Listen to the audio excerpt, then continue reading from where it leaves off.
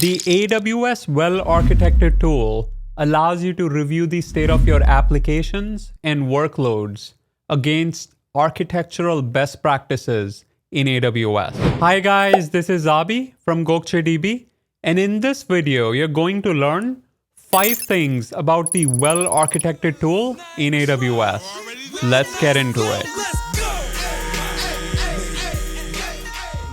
Number 1.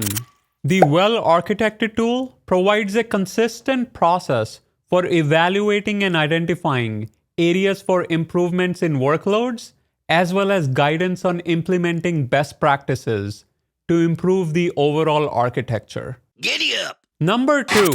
The tool offers a set of questions and best practices aligned with the 6 pillars of the AWS Well-Architected Framework. These 6 pillars are operational excellence, security, reliability, performance efficiency, cost optimization, and sustainability. It also allows users to conduct a review of their architecture by answering a set of questions related to each of these pillars, and provides a guidance on how to address any area of concern or improvement, including a cost estimate. Howdy, partner! Number 3.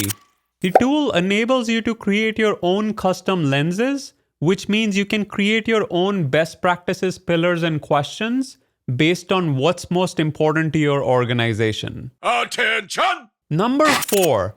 With the AWS Well-Architected Tool, you can easily share your workloads and custom lenses with up to 300 individual IAM users or accounts, or across an entire organization through integration with AWS organizations. Stay tuned, there's more to come. Last but not the least, number 5.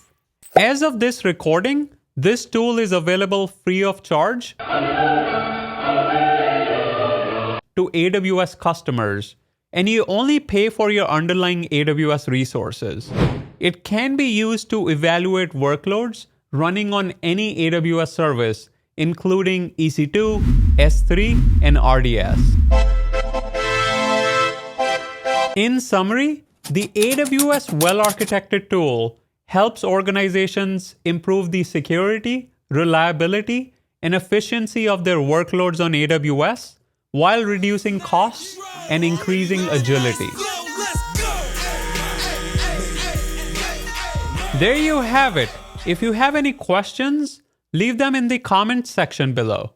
Don't forget to like, subscribe, and turn on the notification bell. Until next time.